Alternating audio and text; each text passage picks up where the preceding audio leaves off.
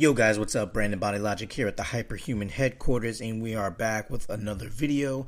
And this one is a little bit different. Today we're going to talk about James Gunn, okay, from Guardians of the Galaxy. If you're not already aware about James Gunn's situation, some tweets from several years ago were unearthed, and let's just say they were very crude, extremely offensive, and he was promptly removed from the third installment of the Guardians of the Galaxy project, which he's done a great job on thus far. But nevertheless, Disney, I understand why they did it. They had to sever ties with him.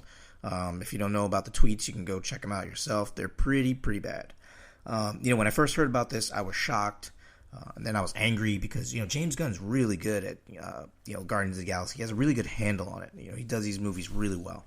And it's not an easy feat either because if you know anything about the Guardians of the Galaxy, at least in the comics, it's kind of a weird property to bring to screen, but, he's nailed it every time. So, at first I was like, how bad could it be? And then I looked at the tweets and I was like, wow, these jokes are really offensive, like really bad. I'm not even going to repeat any of it. I was actually pretty surprised at how lewd and crude they were. I even posted a picture of Thanos blasting him in one frame, and then the other frame, James Gunn's face dematerializing like after the finger snap. I was disappointed. I was like, you're kind of like effed up, man. Like, what's wrong with you? So I was a little pissed off, and then like a day later, I saw this post about a petition to get James Gunn back on board with the movie. And at the time, it had like 15,000 signatures just within a few hours. And I was a little surprised at that at first, but at the same time, I was like, it kind of makes sense. But that kind of made me want to revisit this whole thing. So I wanted to give my take, about this whole James Gunn situation. Okay. Now, what he said or what he tweeted was absolutely reprehensible. It was in poor taste.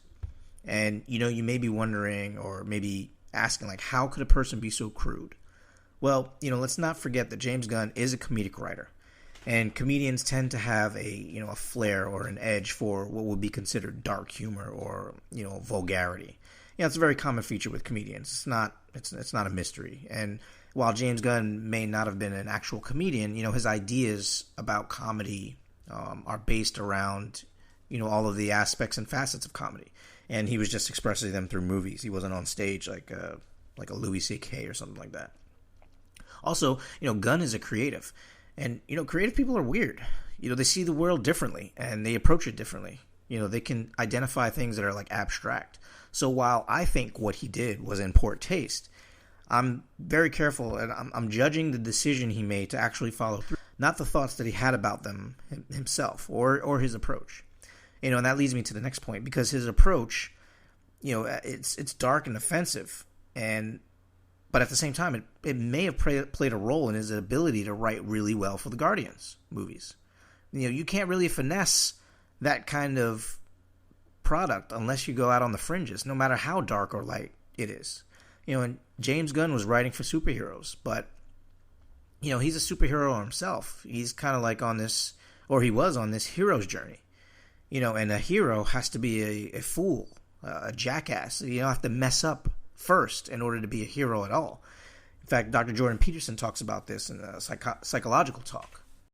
When new parts of people manifest themselves and grip their interests, say, they do it very badly and shoddily. And so you stumble around like an idiot when you try to do something new. That's why the fool is the precursor to the savior from the symbolic perspectives, because you have to be a fool before you can be a master. And if you're not willing to be a fool, then you can't be a master. So you're going to, it's an error-ridden process. They run into all sorts of trouble, and some of it's social, and some of it's natural, and some of it's a consequence of their own moral inadequacy. So they're fools. But the thing that's so interesting is that despite the fact that they're fools, they're still supposed to go on the adventure, and that they're capable of learning enough as a consequence of moving forward on the adventure so that they straighten themselves out across time. Also, those tweets were from like years ago, and he's clearly not that person now. Maybe he learned something. Maybe he smartened up and changed his ways, which is why he's not how he is now like he was then. And, if those tweets never surfaced, we probably wouldn't know anything different or think nothing of it. So, if he was continuing to make those tweets at the present moment, in this current time, then we have a major problem. But that's not the case here. I think in our current cultural climate nowadays, we vilify and witch hunt people, which is, it's actually necessary because there are real monsters out there. But we also have the concepts of people and actions being like unforgivable or irredeemable at the same time.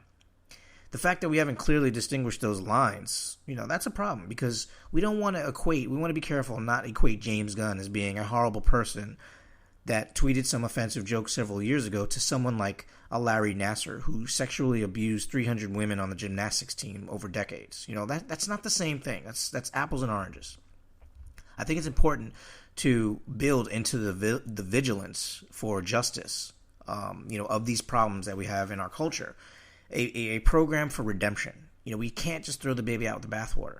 This situation needs to be revisited. And, we can take it upon ourselves to take a higher road and get a little more sophisticated with our approach. We can handle these things a little bit differently. At least allow the space for people to make mistakes. It's important. People are just human. It's actually how you learn. You need to mess up. There are dirty little secrets, let's say, and skeletons that you leave you undeveloped, perhaps out of avoidance, and that the psychoanalytic process is precisely the careful encounter with those forgotten and repressed elements of the self in the hope that a clear encounter will redeem them, unite them with the remainder of your personality, and make you stronger in consequence. And I would say that that's just a variant of the manner in which human beings learn. Now, like I said, while those tweets that James Gunn made were super offensive, who's to say that wasn't the driving force that allowed James Gunn to make great Guardians of the Galaxy movies? We don't know that. If he was still conducting himself in an offensive manner, fine. Then definitely that's unforgivable. But let's give him a chance here. He's not a monster. He clearly made a mistake. But I think redemption is important. Sign the petition. Try and get James Gunn back on board. Redemption is a theme that has a place. And it's something to aim at. And it allows us all to become better. So, find that petition. I signed it. Try and get him back on board because we need him as well for the Guardians of the Galaxy movies. So that was my little rant. Thanks for watching. Talk to you later.